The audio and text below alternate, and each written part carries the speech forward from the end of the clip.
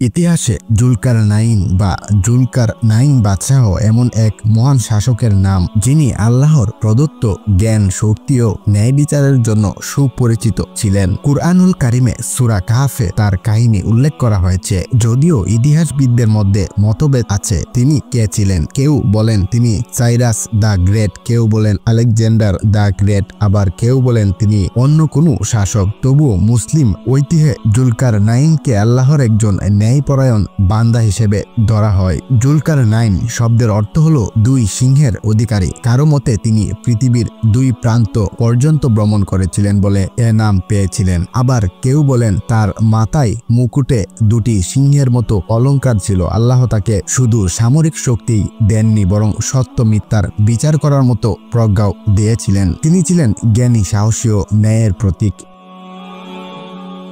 জুলকারনাইন ছিলেন এমন একজন বাদশাহ যিনি ক্ষমতার অপব্যবহার করতেন না। তিনি যেখানেই যেতেন সেখানকার মানুষের অবস্থার খোঁজ খবর নিতেন। কোনো জায়গায় সৎ ও সজ্জন মানুষ পেলে তাদের সহায়তা করতেন আর অন্যায়কারীদের বিরুদ্ধে দৃঢ়ভাবে ব্যবস্থা নিতেন। তার নীতি ছিল ন্যায়পরায়ণদের পুরস্কৃত করা, অন্যায়কারীদের শাস্তি দেওয়া, দুর্বলদের রক্ষা করা। এ কারণে মানুষ তাকে শুধু সম্রাট হিসেবেই নয়, বরং অভিভাবক হিসেবেও মান্য করত। কুরআনের বর্ণনা অনুযায়ী জুলকারনাইন পৃথিবীর পূর্ব থেকে পশ্চিম পর্যন্ত ভ্রমণ করেছিলেন। তিনি সূর্য অস্ত যাওয়ার জায়গা পর্যন্ত গিয়েছিলেন, আবার সূর্য উদয়ের জায়গাও দেখেছিলেন। যেখানেই যেতেন মানুষ তাকে স্বাগত জানাতো এবং তাদের সমস্যা তার কাছে তুলে ধরত।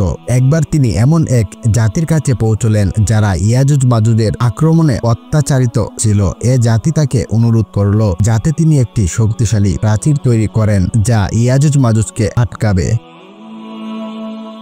লোকেরা তাকে অর্থ দিতে চাইল, কিন্তু জুলকারনাইন বললেন, আমার কাছে আল্লাহর দানই যথেষ্ট। এরপর তিনি তাদের শ্রমশক্তি ব্যবহার করলেন। লোহা ও তামা গলিয়ে তিনি এক বিশাল প্রাচীর নির্মাণ করলেন যা ইয়াজুজ মাজুজের আক্রমণ ঠেকিয়ে দিল। এ প্রাচীর ছিল এতই মজবুত যে দীর্ঘ যুগ ধরে তারা ভাঙতে পারেনি। এ কাজের মাধ্যমে তিনি শুধু একজন যোদ্ধা বা রাজা নন, বরং একজন রক্ষাকর্তার প্রতিচ্ছবি হয়ে উঠলেন। তার ন্যায়পরায়ণতা ও বিনয়ী মনোভাব মানুষের মনে গভীর চাপ ফেলেছিল। জুলকারনাইন মানুষের সামনে সবসময় আল্লাহর শক্তি ও মহিমা স্মরণ করিয়ে দিতেন। তিনি বলতেন, আমি কেবল একজন বান্দা, আসল শক্তি আল্লাহর। তার জীবন থেকে শিক্ষা পাওয়া যায় যে বড় ক্ষমতা অর্জন করলেও তা বিনয়ের সঙ্গে ব্যবহার করা উচিত এবং আল্লাহর প্রতি কৃতজ্ঞতা থাকা উচিত। জুলকারনাইন কখন ও কোথায় মৃত্যুবরণ করেছিলেন সে বিষয়ে নিশ্চিত তথ্য নেই, তবে তার স্মৃতি মানুষের হৃদয়ে অমর হয়ে আছে। তিনি শুধু রাজ্য বিস্তারের জন্য নন, বরং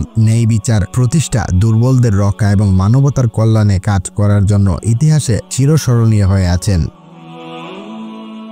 জুলকারনাইনের জীবন থেকে আমরা শিক্ষা পাই, রাজত্ব বা প্রভাব অর্জন করলেও তা মানুষের কল্যাণে ব্যবহার করা উচিত। শাসকের প্রথম কর্তব্য হলো সৎ মানুষকে সম্মান দেওয়া এবং অন্যায়কারীদের শাস্তি দেওয়া। দুর্বল ও নির্যাতিত মানুষদের রক্ষা করাই প্রকৃত নেতৃত্বের কাজ। সর্বশক্তি, জ্ঞান ও বিজয় আল্লাহর পক্ষ থেকে আসে। জুলকারনাইন বাদশাহ ছিলেন ইতিহাসের একজন অসাধারণ চরিত্র। তিনি পৃথিবীর এক প্রান্ত থেকে অন্য প্রান্তে ভ্রমণ করে মানবতার সেবা করেছেন। তার নির্মিত প্রাচীন ইয়াজুজ মাজুজকে প্রতিহত করেছিল বহু যুগ ধরে। তিনি প্রমাণ করে গিয়েছেন যে প্রকৃত নেতৃত্ব মানে ক্ষমতার অহংকার নয়, বরং মানুষের সেবা ও আল্লাহর আনুগত্য। আল্লাহ তাআলা আমাদের সবাইকে সঠিক পথে চলার তৌফিক দান করুন।